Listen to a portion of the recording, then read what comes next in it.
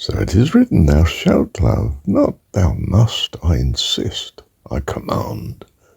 You said that, not me. And you do love, it's come to pass. Yes, Lord, I follow your drift. Thank you, Heavenly Dad. You see, strictly speaking, a prophet doesn't necessarily understand what he says. And an interpretation of tongues is similar.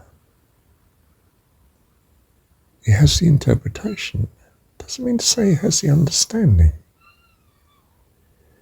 And you think to yourself, well, the interpretation is going to be clear and able to be understood by those that hear. No, it's those that have ears to hear.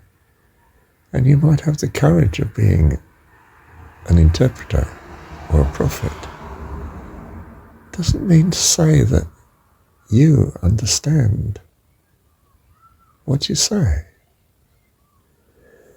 Now, that's hazardous, isn't it, to say the least, because, how now do you distinguish between valid, even if not comprehended, and invalid? Though simplistically thought to be comprehended, for instance.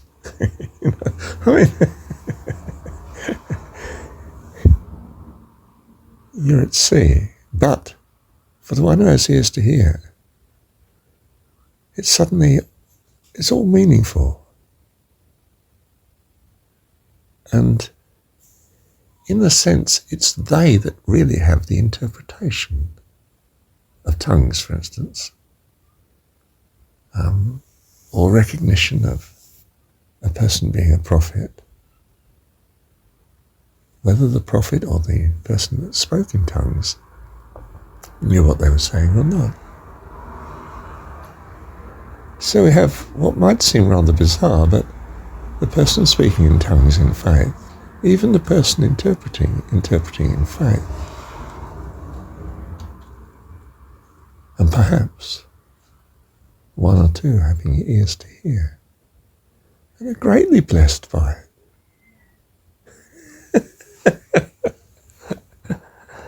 What do you make of that? Thank you, Heavenly Dad. Oh, well, there were safeguards with a prophet. If his prophecy doesn't come true, you stone him to death. Not really acceptable in most cultures. There are laws against stoning people arbitrarily, so to speak. Well, I have lurking in the back of my mind that I don't see Jesus speaking in tongues in the story. I mean, narrowly the story, John's Gospel, Jesus, or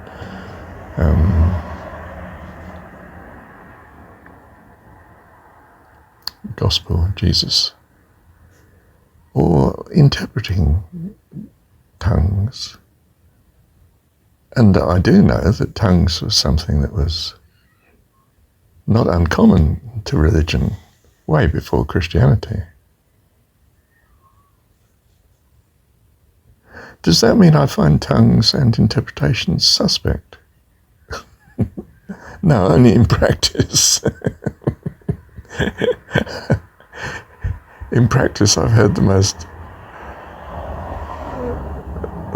surprising of tongues and interpretations, and thought very much that they don't seem valid. But then that's so with a lot of things, isn't it? There's a great deal of the invalid and the charlatan, but you can still find there is the genuine as well. So all I can say is I don't know. And yes, I do speak in tongues, and I find I'm in tongues at times. Great stress and difficulty. Somehow a need for prayer, but really not knowing what to pray. It's a recognition, I suppose, in a sense of one's lack of understanding of what's best in the situation, and a way of acting in faith somehow.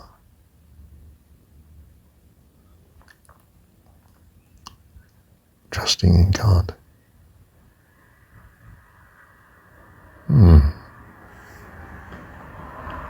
Thank you, Heavenly Dad.